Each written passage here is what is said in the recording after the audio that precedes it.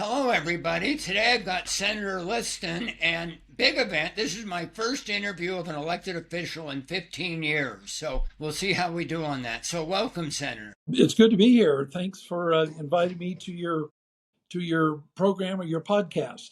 So, tell us somewhat quickly your background on what both led you into coming to work in the legislature, choosing to run, which is difficult, and then what has led you down to being very interested in energy. Sure.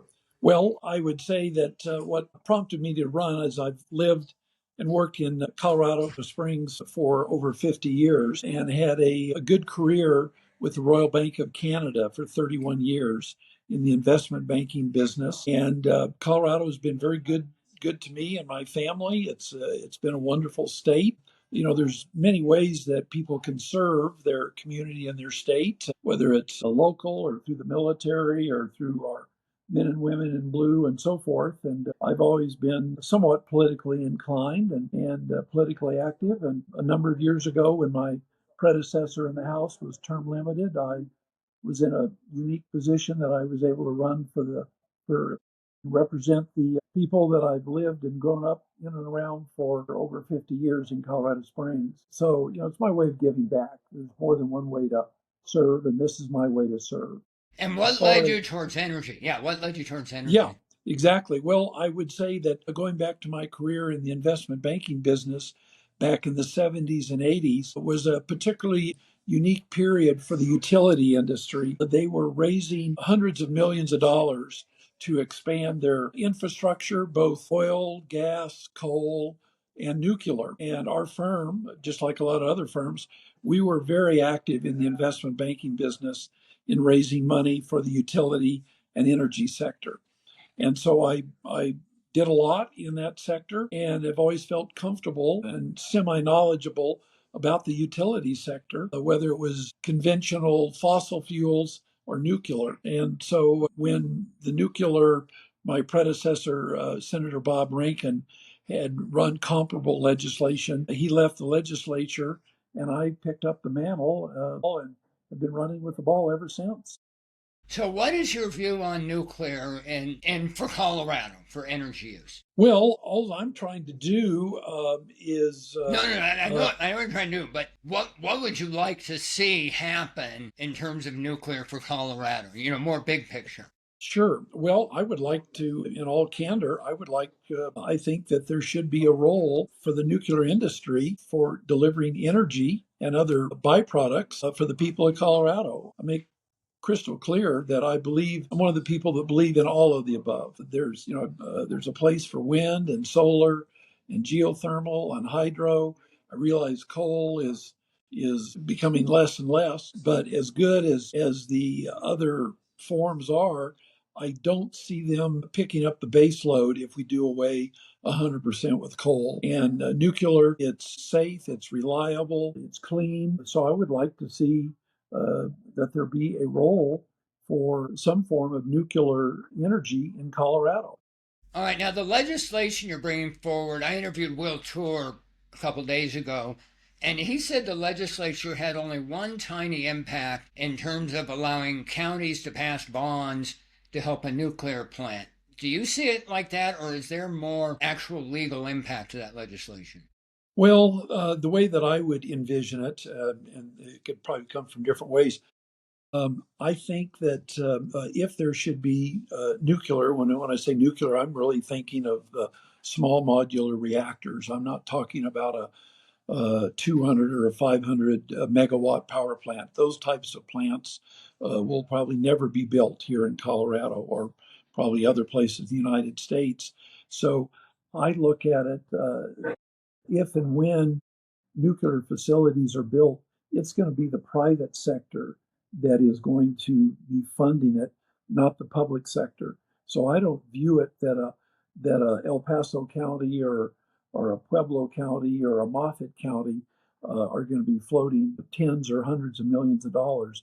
I think it's going to be the utility industry, the energy, different aspects of the energy sector, and other players that I'm not even aware of that will be funding that. I'm not doing this so that Colorado, I'm trying to make a mandate that a county or a municipality shall build a nuclear facility. But is your legislation needed then? Was Will correct that in that case the legislation makes no difference? Yeah, well, I think it's needed because right now, because Colorado does not recognize nuclear energy as a form of clean energy, so anybody who's thinking about it, they go, the players out there, they're saying, well, gosh, Colorado is not even willing to recognize nuclear energy as a form of clean energy.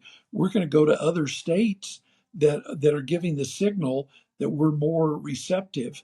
So, yes, I think this will send a powerful message to the private sector that Colorado is open and willing to entertain nuclear energy. And I think that's valid, and that was what Will said also. It's nice to hear that you're both in agreement on that. All right. Good. I'm glad to hear him say that. Now, a second thing that both you have said and the Polls administration's report and everyone talks about these small modular reactors being the second coming almost. Yeah. Are you aware? I think most people aren't. A small modular reactor is more expensive per kilowatt hour put out and is less efficient on using the radioactives and therefore generates more waste per, joule of energy delivered. It's the definition of the thing. You can get 5 vans or you can get one school bus to move a bunch of kids. And so you say the big reactors are not going to be built, but in South Korea they pop one of those puppies out for 4.5 to 5 billion, and you've got the large power. Would you be opposed to that, or are you just worried that no one would be accepting? Yeah, that's a good point. I won't say I'll be opposed, but I just don't envision the private sector committing, like you say, 4 or 5 billion or 6 or 7 billion when I think ultimately, there again, I preface this, I am not a nuclear engineer, but there are people that I trust and I've heard presentations from that when you say small modular reactor, there's different variations of those. And then there's also what they call a molten salt reactor. That if people were to listen to the educated people that really understand the technology, that they would come to realize that that's where the breakthrough is going to be, these molten salt reactors, that the technology that which I can't begin to explain, you don't have the time, but that's where the emphasis will come from. And I do know for a fact that there is what I want to say, rural electric here in the state of Colorado that is in serious talks with a party to build a molten salt reactor. Just like anything, when the first one is built, when the first computer back in the 80s was built, it was enormous and hugely expensive. But as more and more people got into it, as we all know, that the cost of computing power has come down. There's analogies that are used. It's dirt cheap. So after that first one is so-called built, there I think are entities out there that say, hey, look, someone's broken through. They're first. We don't want to be ninth or 10th. So we'll be willing to pony up and the costs will come down dramatically. I hope you're right. I'm cynical, but I'll tell you why. I'm quite old. So about 50 years ago, my freshman year in physics at the University of Colorado, I Yeah. can still remember my professor saying, yes, and we will have fusion power in 20 years. Uh-huh. And you want to know something? He's correct, because ever since then they've kept saying, we will have fusion Uh-huh. power in Uh-huh. 20 years. Yeah. Yeah.